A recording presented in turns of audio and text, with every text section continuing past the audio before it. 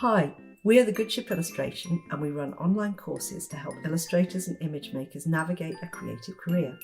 We are Tania, Katie and Helen. We have about 70 years experience between us, each of us working in a different area of illustration. Welcome to Message in a Bottle, our new podcast answering your questions. You can send your messages to goodshipillo@gmail.com and title it Message in a Bottle so we know what it's about. Welcome. This Message in a Bottle episode it's kind of a set of interview questions. So there's some random questions for all of us, some specific questions to each of us. Thank you if you sent them in, and we'll get cracking. We've got quite a naughty one to start with, haven't we? Most horrific client experience. No names, obviously. Helen, what's the first one that comes to mind for me is one of the first commissions that I ever did. Was I had a folio with back in the day when we had like a plastic black portfolio with drawings in it. I had some black and white drawings in there, and they were really all about the quality of the line. I really liked how I held my dip pen with some sort of tension in the line, and I had pictures of like washing machines and like equipment, like household equipment. This sounds and some like people. Freak Flag. I mean, it was a bizarre folio, it was, but I was just out of art school and hoping for the best. And I had a call from a publisher who wanted me to do some black and white illustrations in a piece of fiction for sort of 7 to 10-year-olds. And they sent me the text and I read it and thought, I don't really like any of this. I'm not sure I can even draw any of this, and I don't know why they've asked me. But I was so pleased to have the work that I just said yes. And then I started on it and I just couldn't do it. It was so far removed from what I'd drawn before. I just couldn't do it. There was a lot of humour. It was quite slapstick, a bit comic-y.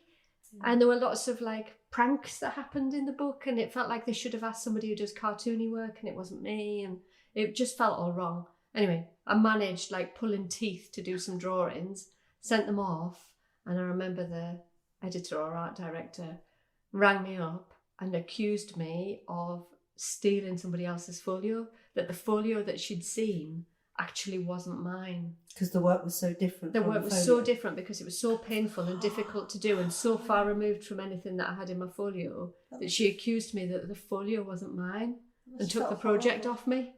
Oh, it was terrible. It was awful. I was so upset. Because I hadn't stolen anybody's folio, but it was mismatching me with a bad project. Like the project and me did not fit. Yeah. There was no way that I could have taken the work that was in my folio and made it fit this story. Ugh. Oh, I think so many of your experiences when you're first out of college are so weird like that. And also, you're scared to death. You're like a rabbit in the headlights, and equally saying, who do you want me to be? I'll be whatever you want me to be. And you're grateful for anything. Yeah. It's like, a job, cool. They're really valuable learning experiences though, aren't they? Because now, like after that, I thought if I'm ever sent a text that I feel like I can't do, I'll just say no. Yes. Because you know the pain. Yes. It was a nightmare. Yeah. I started thinking of some, and there are lots of early day horrific client experiences and bizarre jobs, and they're barely worth going through. But I would say my biggest takeaway from thinking about all of that is don't work for anyone who's not in the industry, and unless you're working with an experienced art director or a marketing team or someone who's at least used to briefing illustrators. They understand the design process and they know how to commission effectively. Once you're outside of that, you're in the wild, wild west and everything can go wrong. So things like your friend saying, I've got a great children's book in mind, would you illustrate it for me, is a big no-no. Because from a commercial point of view, publishers don't want someone's story with illustrations. They don't need it. So you can tell your friend, just submit the manuscript, you don't need me. And it's no point in them paying you like peanuts for a few illustrations because you'll get upset. One of the worst things that happened to a student of mine was she insisted, being broke in Hong Kong, she wanted to illustrate someone's story for her final year project because she needed the money to get through the end of the course. And I said to her, it's a really bad idea. Please don't do this. And she said, I've got no option. So I'm going to illustrate this book about another woman, this woman in the US, it's her dog. So the woman's writing a story about her favourite dog. Of course, my friend, the student, is going to depict the dog wrongly and she'll have the author telling her how to draw it and changing all her work. And this is her final year degree show. So all her work was compromised, A, because she financially needed the money, and B, because she was art directed by a writer who had no visual sensibility at all. And it broke my heart because it, changed her degree mark, and there was nothing we could do about it. I should have just told her no from the very beginning. That is a big problem with working people who are not used to commissioning, or people with no kind of illustration background or artistic eye, is they can tell you some really bizarre things that you just know will not work. Can I have it in lime green? Yeah. And you're like, no, I'll be ill if I make it in lime green. Yeah. But if you're working with people who are used to commissioning people and good art directors, With a good eye. they're going to trust you, or they're going to have a good eye to help you. And you'll avoid that thing where you send some work and then the feedback, you can clearly see they've just showed everybody in the office and you get 12 bullet points of random feedback where people have just felt like they have to say something to keep their job. Yeah. It's awful. And which also covers that thing of, if you're working with someone you haven't worked before, especially if it's a group or a charity or a body, you have to say to them, we need one person on this job. I don't want to be answerable to a panel of people's different decisions. So always ask, how many people are you answerable to? Who will you get the feedback off? Because that's the worst thing, isn't it? It's not good. Ask everyone in the office what they think. And that was what happened with one of my recent nightmare clients. No names, but it was last year, and it was a project that sort of dragged on, and it was an agency, and then they were working with a client. So the agency would give me feedback before they'd even showed it to their client, and then they would show the work to the client, and the client would have changes that basically took it back to what it was before the agency had given feedback. Anyway, it was an absolute nightmare, and it went on for months, and then they sent me stressful emails during my honeymoon, and then it went on, and it got to a point where I was just like, look, what we originally agreed and what I've done like double the work for half the money sort of thing, and then I just had to say, this is the final art, like, I'm done now. If you need to carry on and do more changes, that's your prerogative. I can help you find another team of illustrators and animators, but it's not going to be me. And actually the animator that I was working with said to me, like, oh, I can't do this anymore as well. So I had to find another animator to like finish. Oh, it was just so stressful. I was like, this is not my life. And yeah, when I did finally finish that working relationship, I felt so much better, because it was really just eating away at my brain when I wasn't working on it, and I dreaded checking my emails. And then when I did check them, there always was a stressful email where it was like, this is really urgent, you have to do this right now. And like, if it was that urgent, it wouldn't have taken 5 months. It's like, totally. And I think for younger illustrators we don't have client management skills naturally. We learn it on the job, and it can take a long, long while to figure out we are not at fault. They are asking too much. And as you said, it's gone beyond the scope of the project. So that's why it's always important when you're briefed to write down what you've just been briefed to do and give that back to your client and get them to agree it and sign it off and say, that is the job as we understand it. We're ready to sign off.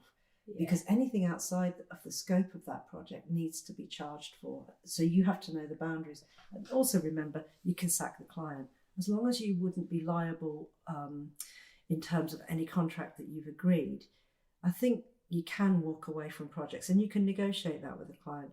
But it took me a long, long time till I said to a client, I can't do this anymore. Yeah, and it's scary to do that, especially if you're a freelancer, you're self-employed, saying no to things. You're like, oh. But it was the most liberating thing I had ever done. Yes. When I realised it was doable, I started telling other friends, oh, sack the client. You're moaning, not happy, sack the client. The next question is about favourite subject to draw. Do you have favourite subjects to draw? I do like drawing small children. But I don't do it in my actual work now, but like drawing small children and nice buildings with lots of like twiddly bits. I really enjoy it. Well done. Every time I tried to draw a building with twiddly bits like I did initially, I kept getting overwhelmed. I couldn't draw a straight line anymore. What about you? I like people, drawing people. I didn't think I did like drawing people, and I didn't think it was part of my work, but now it seems to be the mainstay, so I'm glad I like drawing that. And I like drawing plants and flowers, which I don't get commissioned for. So that was I love your trees in your recent project. Those trees, the orange and black trees. In the map? Yeah, no, in the book. Oh yes, in the brochure for the trees. I did draw some plants for commercially. Oh, thank you. What about you? I don't really think I have a favourite thing to draw, but there are things that I always think I never want to draw that. So like most of my career, if anybody offered me anything to do with pirates, it was a no. But actually, I was sent recently a really brilliant text that happens to have pirates in it, but it's incredibly moving, just the most beautiful story that there is no way that I could say no to. So I thought, I'll just have to get my head round, how do I draw pirates? I need to find a way of doing them that's my way and feels all right, and a pirate ship. And actually, I'm really, really glad I did. And it's really rewarding when you think that is not my area, I can't do it, to actually have a go and see how you do it in your voice. And sometimes drawing something makes me really appreciate that thing. You know, you think something's ugly and you don't want to draw it, and then you find the beauty in You it. appreciate pirates now. I appreciate pirates and pirate ships. Yeah. Is that the little boy that you drew in the book with the he'd got a paper cut pirate hat on, Yes. like a handmade child costume pirate? Yeah, I made the main pirate wear a paper boat hat. That's important. And then the pirates, I sort of thought about people I know and drew. So I thought about people I know and made, one of them is based on Daisy May Cooper, the comedian. That's a brilliant idea. Because I just thought, what does she look like in a pirate costume? So I drew her in a pirate costume and she's standing like I imagined she would. I love her. Yeah, Is that really helped me. Is that a Jarvisy thing? Do you remember when Jarvis talked about in the picture books his characters, like he gives them a voice like Prince Charles to know what the lion would be like? Do you know, I never thought about that, but I suppose I did do a bit of that. Yeah. That's such a cool idea. Well, we all love Daisy May Cooper. She's amazing, isn't she? Maybe we could get her on the podcast if she ever fancied drawing. Come to our club and then come on the podcast with us. Favourite snack and subject combination? I was thinking about drawing buildings here, but I've carried on with the theme of gelato in one hand and drawing Italian streets with the other hand. Oh, heaven. It's a good combination. Yeah. No, I just think it'll be pork pie jammed in my mouth while I'm trying to finish a deadline and not take lunch. Sorry, that's a really negative one. Don't leave the screen. Pork pie and stress. Mine's hot chocolate. So every day I start work and I give myself like jobs that I want doing by middle of the morning. And if I get them done, regardless of whether I get them done or not, actually, I have a hot chocolate, but a really, really bitter hot chocolate. You know, like a cacao hot chocolate. Yeah, it's good. Very tiny amount of sugar in it, so it's really bitter. Your hot chocolate's special. I love chocolate. that. Is that Nordic hot chocolate or something? Is that kind of Nordic? It's Helen's hot chocolate. I don't know. Yeah, that's good self-care and motivation all rolled Oh, into it one. really does make. Also, every morning I do some sort of keep fit, and there is no way that I'm allowed that hot chocolate until I've done that. Really? It's so good. Oh, what It'll wake up your brain. Oh, I feel so much better when I've done some exercise. Yeah. I feel capable of doing my to-do list and. Actually, that was the nice thing about having my studio space was walking to the studio. Yeah. I get so much. I feel happier. Yeah. Get so much more done, and it's just a downhill walk. It's not like it's strenuous exercise. Yeah. I do think that as illustrators we neglect that area. Like I'm 50 now, and I have to say till I was about 45, I completely neglected looking after myself physically. I mean, I was never like crazy, you know, in McDonald's every day or anything like that, but I didn't really do very much exercise. Although I lived in cities and never had a car and walked a lot, carried all my shopping home.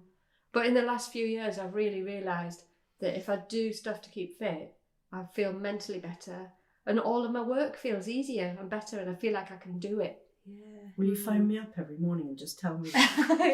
I'll hold you accountable. I know I should do it, and I think about it every night. Tomorrow, I'm going to run the walls of Berry. I'll just maybe walk around them quite fast, and then I will start work. But in the morning, I wake up and I look at my diary, and I become so obsessed by what I have to do that I think, no, just get on with work. You can do that walk later, and of course, it never happens. I think as illustrators, it's easy to become a brain with a hand. Yeah. And you're just like, I gotta draw the pictures and sit down and do the things and think the thoughts. Also, when I do that, I remember in those years doing that, I would get very stuck on specific illustrations and drive myself nuts and do it 20 times and hate it and be in a rut. And like, Frida had come home from school and I'd been at my desk all day and I'd be grumpy with a cloud over me and my illustration wasn't working. And I feel as if doing some exercise in the morning, actually, I don't really have that happen anymore. That's good. Because I don't know why. It's a psychological thing, isn't it? You just feel a bit better and like you can handle stuff. And also, if I do get stuck with a problem now, I get Peggy and we go for a walk on the beach. Or and I problems. come back and... It works them out. I find driving the car or going for a walk, I can solve problems. I know that to be true. I don't know why I don't do it more often. Change your scenery. Mm. Morrison's Cafe for me is magic. If I go to Morrison's, if I can't do something, I go to Morrison's Cafe and it's easy. Is that the key? Yep. Right, okay. Because they don't have Wi-Fi. Yeah. I don't get 4G. Yeah. The table's a bit sticky. So I don't enjoy myself too much. This is so specific. And the coffee's like £1. That sounds like my leisure centre fix. Yeah. Because I really, really love going to solve stuff at the leisure centre because it's really warm. Otherwise, if you're in a swimming costume, you get cold. So the heat is intense. Sweating. It's kind of humid. That seems to help.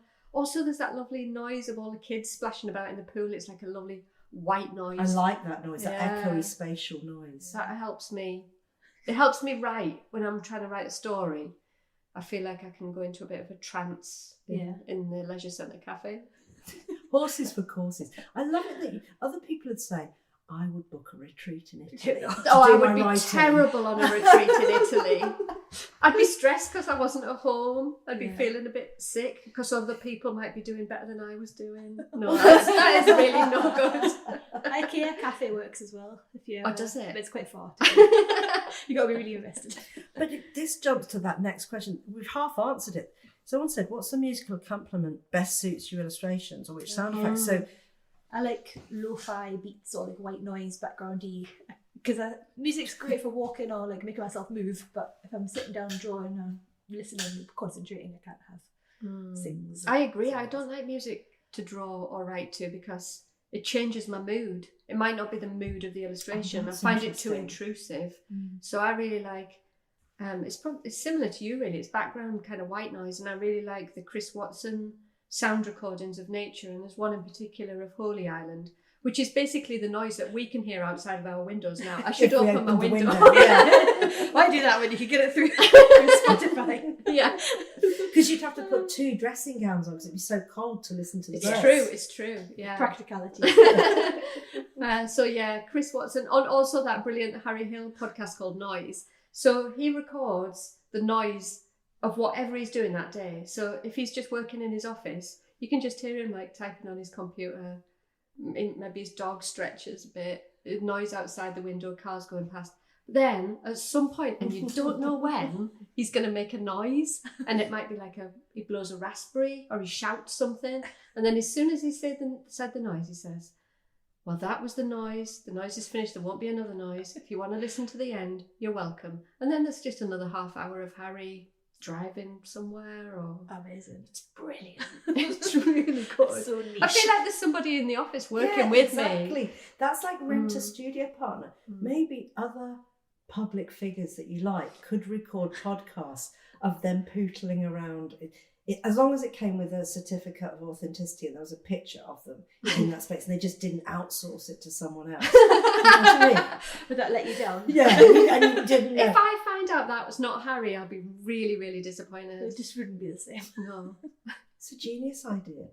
I listened to this sleep thing the other night, and this guy goes and does field recordings in different places. And it was supposed to make me sleep, but it ended up making me describe the whole scene. But it was so imaginative. He said it was an Estonian choir rehearsing in a forest. So it sounded as though you were sitting in a flat from a distance. You could hear voices drifting across a forest, quite far away, but you could hear them singing and rehearsing. Then you start thinking, oh, are they pine trees or conifers, or is it in an oak forest? Are they rehearsing in a little white clapperboard church? What does it look like? But that was quite nice as maybe an imagination thing if you wanted to. Sounds amazing. Yeah. It's called Jamie Duran. Duran? I've never heard of him. He's probably famous.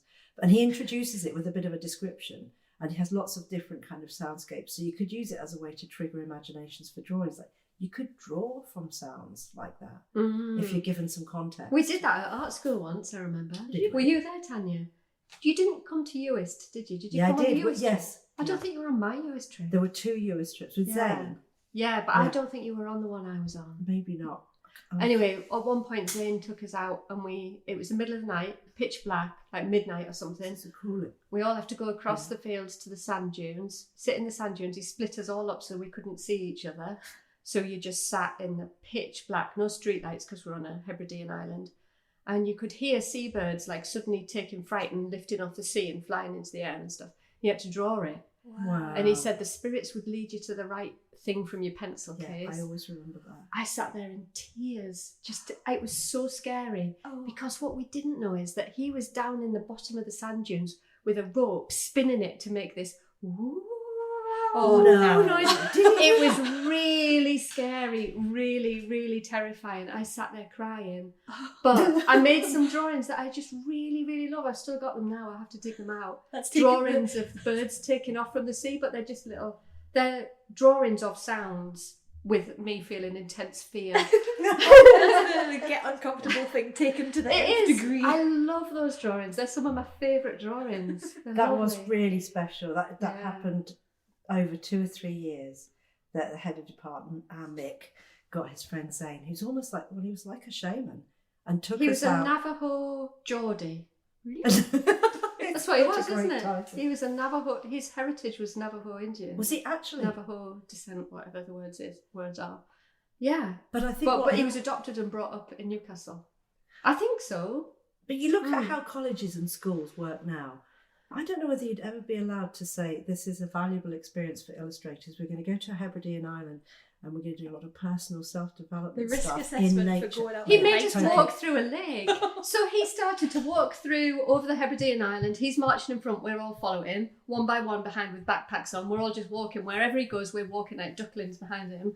And he's walking towards a lake and he's walking towards the lake and towards the lake.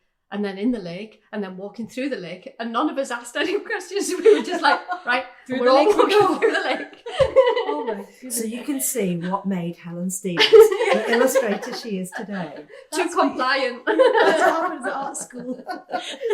A Glasgow Art School special. Oh dear. Do you not like? I like a podcast to work to. When you get to a certain stage where you're not thinking in words or concepts, and there's just a lot of maybe it's colour work or a bit of the grunt work section of it. You can get into a good book then. Oh yeah. And you can listen to people chatting in the background. Yeah, a bit of Radio 4.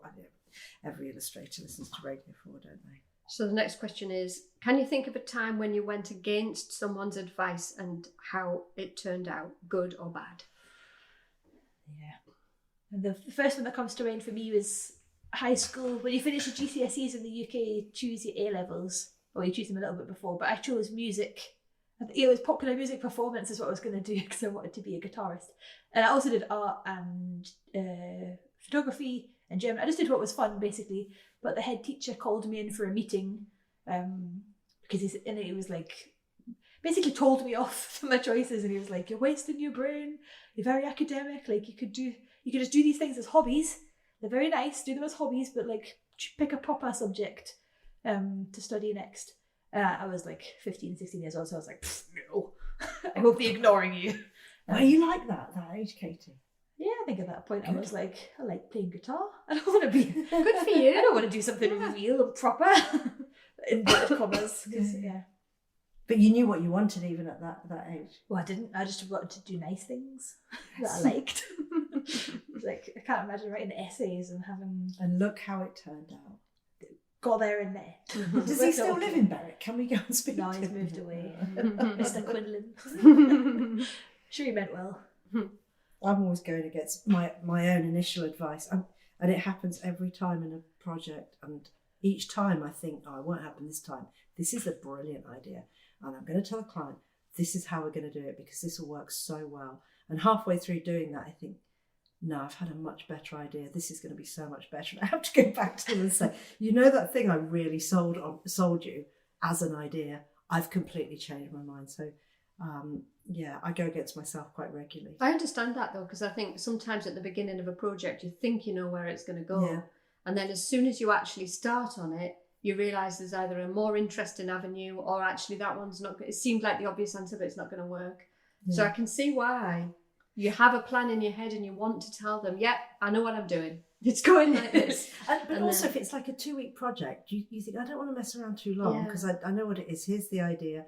And often your first ideas aren't your best at all. Once you get into that creative process of conceptualizing things and drawing things and thinking of other ideas, your brain just starts cross-referencing as it should in any act of creativity. And suddenly you've discovered a way better way of doing it. So, yeah, don't always hang on solidly to your first ideas. That's what... I find that with picture books. Sometimes I have an image in my head that's so strong and I so desperately want to do it, it triggers the whole idea for the whole book. But then when I've got the idea for the book, I realise that initial image won't fit anywhere. But that's all right, because it's now a book. But the original thing that started it doesn't even make it to the final book. Yeah. But often Hold it happens. loosely. Yeah, that's right. You say, Katie, and I really like this piece of advice because it works in life, in everything. Don't squeeze the bar of soap too tight. Yes. It's true for everything. Like, know it, try, but like, don't try so hard that you can't breathe. Yeah, and it's like if you have one idea and you hold on to it too tightly, then you're disappointed by anything different from that. Yeah. Like, you can be mean to yourself. But what about you? What's some advice that you went against? So when I was doing my foundation course, we were all chatting about what art schools we were going to apply to. I didn't really know where I was going to apply to. But one of the tutors said to me and a friend, don't apply to Glasgow School of Art because they only take the creme de la creme. And I thought, do they? Well, I'd better apply there then.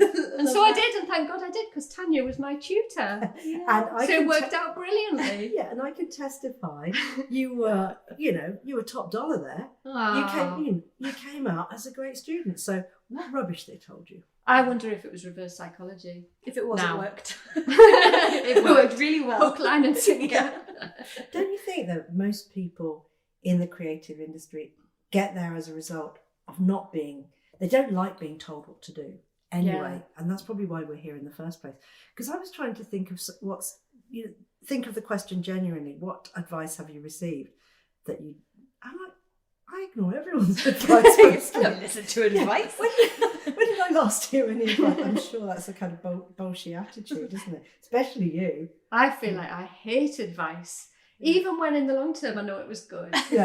But like if somebody tells me something, immediately I'm like, reject it. And then I live with it for a bit and I'm like, yeah, actually they were right. That's a really good idea. Oh, we've got some other longer questions here. There's the favourite illustrating outfit. That's yes, a good I'll question. do that one, yeah. Oh, yeah. Yeah. How do you feel most illustrating? What's your favourite illustration Well, outfit? how many of us have got stripy tops on? You have, Yeah. Katie. Tick, I stripy. have. I've got one hiding underneath. It's So the we're full all wearing hat trick. stripes. Yeah. Every time. We're always in We stripes. never gather together without stripage somewhere on us. I know. Not on purpose Always, either. always. No, it's Just stinky. But for me, like the magic piece of art attire is my £10 dressing gown from New Look that my daughter bought me 10 years ago. Amazing. It's amazing. It's made of like synthetic fibres that give you electric shocks. The elbows are worn completely shiny. They're going to go through and be holes soon. But it's brilliant. I wear it over my clothes in the winter. I feel like it's the magic ingredient. Without my dressing gown over my clothes, I can't illustrate. Do you ever loan it out? I could hire it out. Could you? Do you want to try it? I'm fascinated. I want to see if I come over all illustrating when I'm wearing it. I can imagine if I wore it, like the sleeves would be up here, and it'd be really small, and I'd be like, I can't feel the magic yet. Me too. It's coming. In the meantime, I've thought, as I wear a dressing gown almost every day, I'm going to buy some really nice ones. So I've tried like really nice heavy men's dressing gowns from Marks and Spencer's. I've tried really nice long toweling dressing gowns. No, they don't do it. What do you do with all the spare dressing gowns? Actually, I took one to a charity shop the other day. It just didn't have that illustration magic. You need to contact New Look. I need to get New Look to make me some more. Yeah. It's amazing, honestly. It's amazing. But really unglamorous, obviously. Like, it's really bad, but yeah. Whatever I can get into the studio quickly with is usually this dress. I like a chore dress. And if I didn't, I was thinking, as a digital illustrator, you don't need to wear anything special because you're not going to get messy. But I would like to wear some Dickies overalls, covered in paint like one of those macho male artists, like Mark Rothko. I rub all the paint on my knees and thighs. I would love that. You know, like on Pinterest when you type in art studio and it's like got high ceilings and big windows and canvases and stuff. That dress would look amazing if It you had would, its yeah. pin all over it. Shall I just let the paint happen? Next time on me this? and Katie will come round and we'll paint you. Yeah, okay.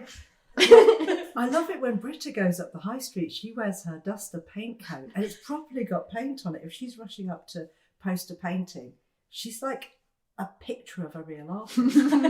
If you Google what does an artist look like. Yeah, looks like Britta. What do you wear, Katie? There's nothing specific, but I wear a lot of stripes by accident. But then yellow things are magic. So if I've got to like go out and do something in front of people, I just wear yellows. And what is it about the yellow then? I think it just makes me really happy. Yeah. And I'm like, oh, I love this colour. But you know what's so cool? You're always in yellow or mustard. So if there's any photos taken of you at events and you put them on your website, your whole website, you're branded throughout. And my website's got yellow on it as well. Yeah, exactly. Not by accident, so it's good. It all ties together. Such a strategy. Yeah, that's good. Yeah. So there's some questions for each of us now, starting with Tanya. Tanya, the first question for you is, have you ever pitched your work to an art director, or was it always the other way around? I think in the beginning, the word was with God. No, sorry. In the beginning, in the 90s, you did have to go and see art directors. That's not true now. You can be picked out in from with good work and some decent self-marketing on Instagram. You can be picked out without having to do this. But yeah, I went round lots of art directors and stood there like a prawn while they flipped through my book, and you think, the whole time you feel like, am I good enough? Will they? It does put you in a. It's horrible standing beside somebody in silence while they look through your work and say nothing. God, it's horrible. Do you love me? When you start flipping through it and you stay on a page for too long, and you can see them like, let me turn the pages because I'm in a hurry. All those kind of the different relationships you have with an art director when you're standing there showing the portfolio. So I saw lots of art directors in London, and then in Hong Kong I had to do it as well. But it was different there because they had no design agencies and no magazines, not English language magazines. They didn't have any budget. So I'd go to advertising agencies, which in London you never got in to see advertising agencies. You wouldn't go in to see Saatchi or whatever. I can't remember all the names now. But you'd have to have an agent to get you in there. But in Hong Kong, really, they were the main art industry. And then later on, you get called in, which is nice. It's much nicer to be called in to show your portfolio. Is that because they knew you by then? Yeah, and you leave your cards and you send your cards out. And you definitely feel you're not on the back foot by pleading with an art director to spare some time to look. They want to see it.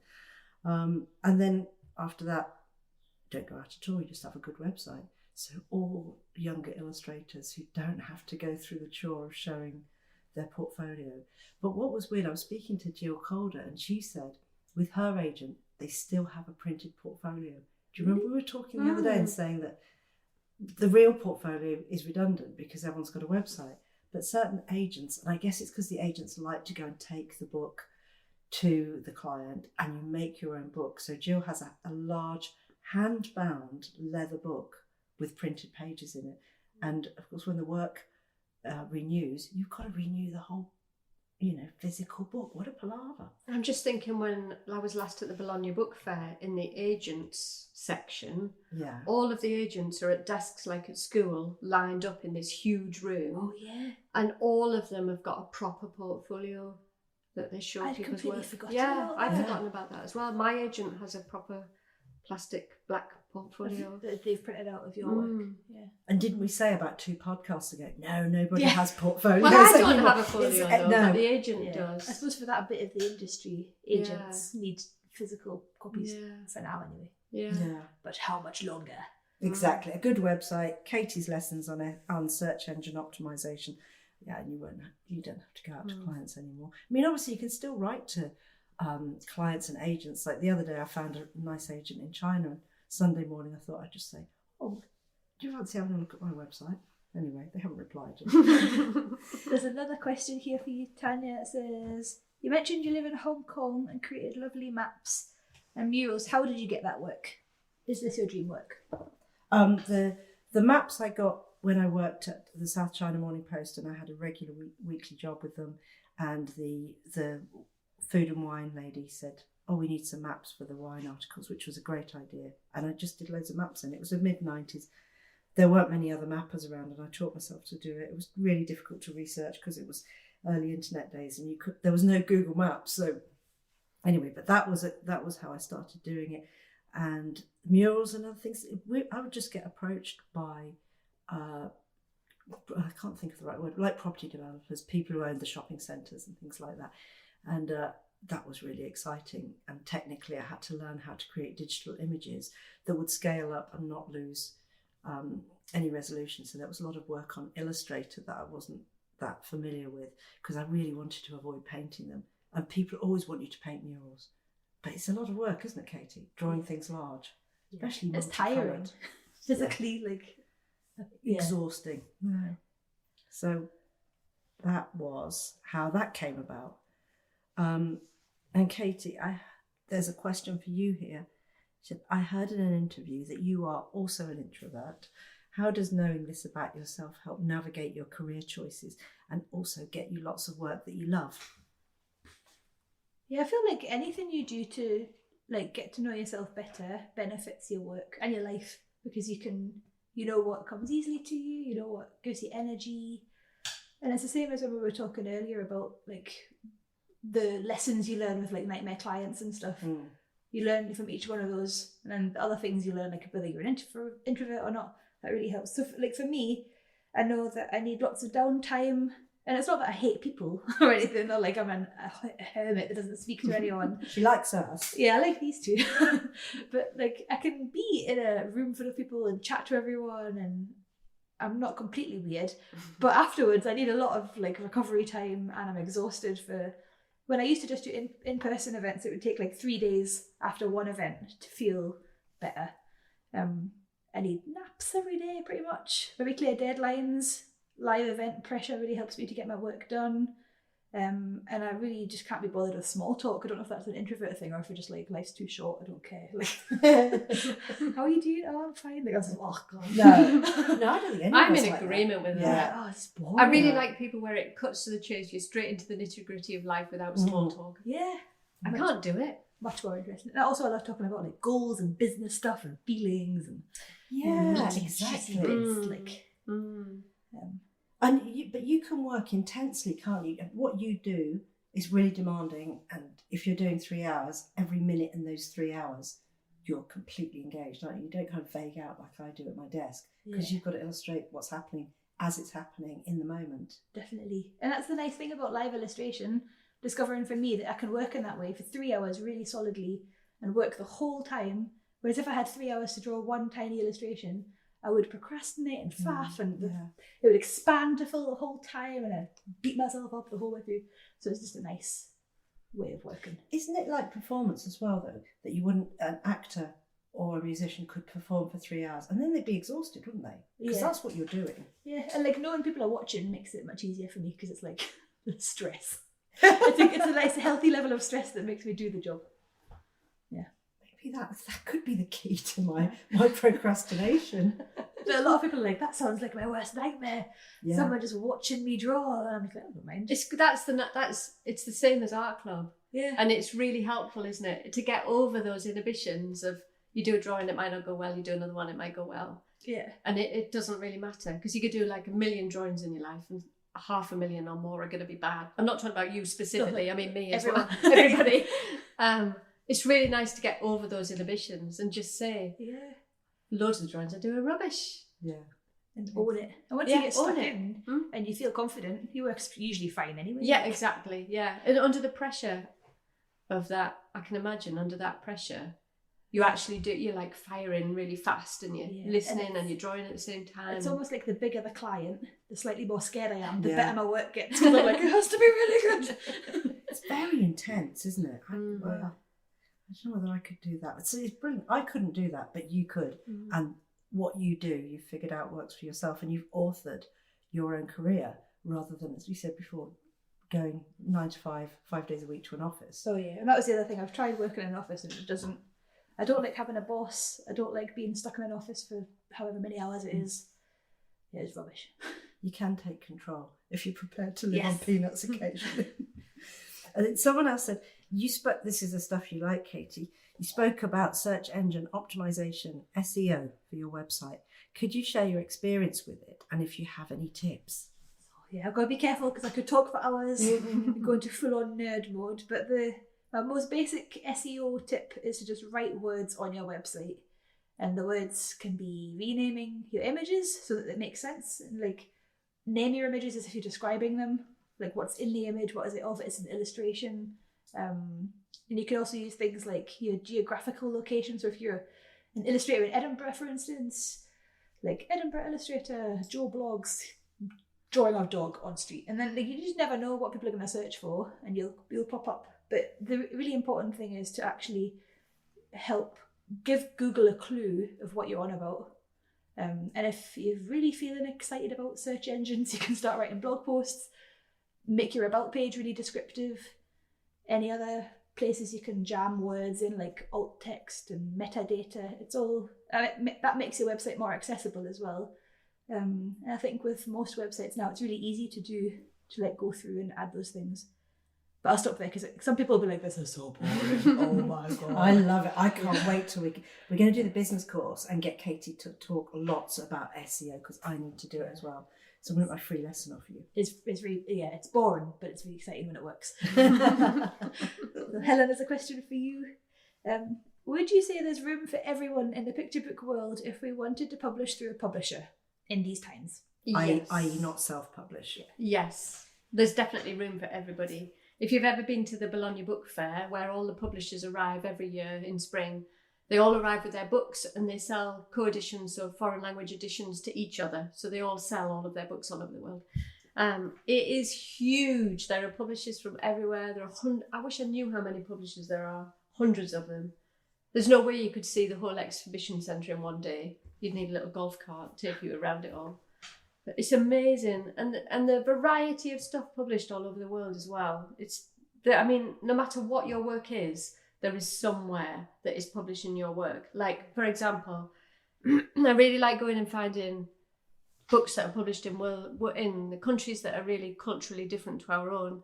And one year I went to the Korean stand and they had this book that I picked up and it has just never left my mind. It was so brilliant. So it was about a boy who wanted to get some tigers and he had a dog. So he tied a piece of string to his dog's tail and he sent his dog out into the jungle so that a tiger would eat it. So the first tiger eats the dog and then the dog comes out, it gets pooed out of the tiger. So now the tiger's got a piece of rope going through the tiger, out of the back of the tiger to the dog, tied to the dog's tail. Another tiger eats the dog, poos it out, another tiger. So now there's 5 tigers and on the end there's a dog. And the dog runs home. So now the little boy's got 5 tigers and a dog on a rope. So good. This is like a fever dream. I know, it's incredible. And then the happy ending is he kills all the tigers and he makes them into rugs and curtains for his house. That's so screwed up. It's crazy. It certainly wouldn't fly here. No, especially the last bit. Imagine a UK publisher. I'm like, oh my, get out of the office now. It's amazing. And the variety of books and the different artwork all over the world is incredible. It's really interesting seeing how different publishers react to different work. So in France, there's really, really sophisticated, beautiful work that definitely when I started out in publishing in the 90s, British publishers would have looked at some of that artwork and said, it's too sophisticated, we can't do it, it's too sophisticated for our audience. I don't think it's true of British publishers now. I think they're a lot more. They appreciate sophisticated work now. But definitely back in the 90s when I started out, I'd go and see all the French publishers and they were so beautiful and maybe desperate to want to work with a French publisher. And I did find a French publisher I worked with for years. I used to work with Bayard Press, who make loads and loads of different magazines for children. That was a really brilliant. They take lots of illustrators just starting out and give them like monthly columns in one of their magazines. They've got loads of magazines. Brilliant. So yeah, the answer is there's definitely a publisher for you somewhere. Yeah, and if you're not published yet and you can do it, I would really recommend getting a flight to Bologna and going to the Bologna Book Fair. You can take your folio with you. Go and make appointments with lots of publishers. Come and see us in 2023. Yes, Yeah. come and see us. We'll be Richard's gonna there be doing there. something or other, won't we? We don't know what we're going to do yet, but we will be there. Yeah. It should be a must-do for anyone who wants to do children's book illustration. I don't think you can really figure out the true scope of the possibilities without going. You have to go to the Bologna Children's Books Fair to understand the industry. Without any understanding of the industry you want to move into, whether it's editorial, book, corporate, you have to understand. Although I'd the say different I was probably 10 years in before I went to the Bologna Book Fair. You didn't need it, Helen. It's just so exciting and motivating, isn't it? It is. It's really, like you could look at it in two ways. In one way, it's sort of overwhelming because there's so much stuff. But in another way, some of it is so inspiring. You come back feeling like everything is possible. Yeah. So exciting. What a shot in the arm that trip was. We came back with so many inspiring ideas, including setting up Good Ship Illustration. Came out of that trip. So your next question, how do you send antisocial vibes when you walk to sea and don't want to be disturbed? Okay, so Walk to Sea is a hashtag that I started about 4 years ago for drawings made from life in a sketchbook. So when they say, how do I send out antisocial vibes when I'm doing my walk to sea? That's what it means. So when I go out with a sketchbook, sometimes I like a chat with people. It's really nice. You have some interesting conversations, but sometimes I just want to get on with the drawing. So I send out antisocial vibes, these are my top tips for how to stop people chatting to you while you're drawing. So I kind of hunch my shoulders so that I'm like really hunched over my artwork and people don't want to interrupt me. Wear big earphones, not the little Apple ones, big earphones so that people can see from a distance, oh, she's got her earphones on. I'd actually have to like knock on her ear if I want to talk to her. That'll put them off. That'll top them. Would earmuffs work as well? I think they would, wouldn't they? Yeah. Or also, I think I've got quite a stern resting face. Look. Do you think? Oh, yeah. Oh, you're making it. I've never seen that one before. I wouldn't be tapping you on the shoulder. Yeah. I think my natural resting face says, don't talk to me, which is quite handy. I think, what about a high-vis vest which says, quiet, artist at work? Artist at work, that'd be brilliant. Drawing in progress. I definitely need that. Drawing in progress. We get a t-shirt with a good ship, walk to sea, hashtag, drawing in progress, do not disturb. If there's any call for it, let us know. We'll try and get them printed. I remember going out to draw in Venice, and you know how Venice gets so packed in high season, all the tourists there. So I got out of bed really early, went down to draw, set out all my art equipment in a big circle around me, sketchbooks, bags, all sorts, in a big circle around me, sat in the middle of it and started drawing. And the crowds came and nobody went over the barrier of my stuff. They were so polite. Like a special Brilliant. salt circle. Imagine it was like 2 metres away from you in the centre. Ridiculously large circle hogging up loads of Venice. It's amazing what social signals you can give out and people follow the rules, isn't it? And they just don't question it. Yeah.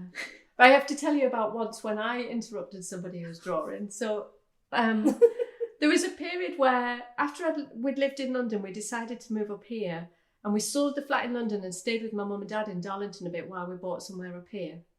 And in that time in Darlington, my daughter was just a little baby and there were no illustrators in Darlington. It was kind of a weird time.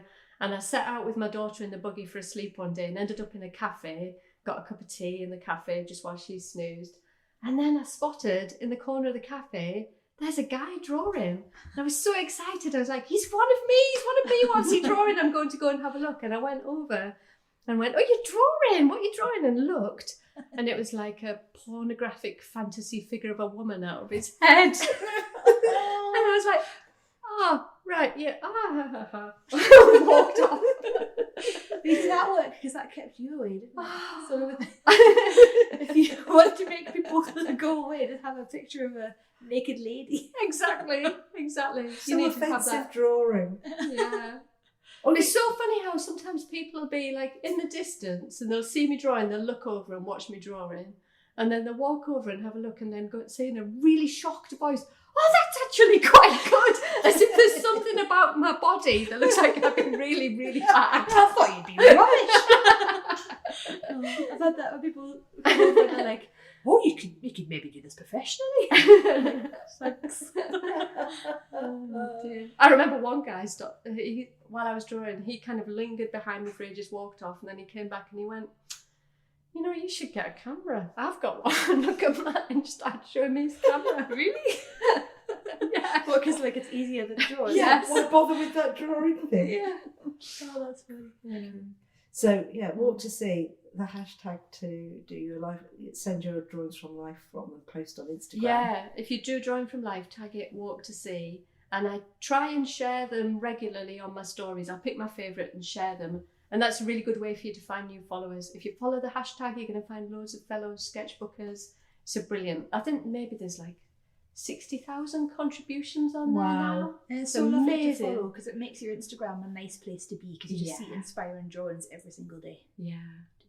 And you can ask them how ways to stop people coming Yeah. to look at your drawings. It's crowdsourcing the antisocial vibes whilst enjoying walk to see.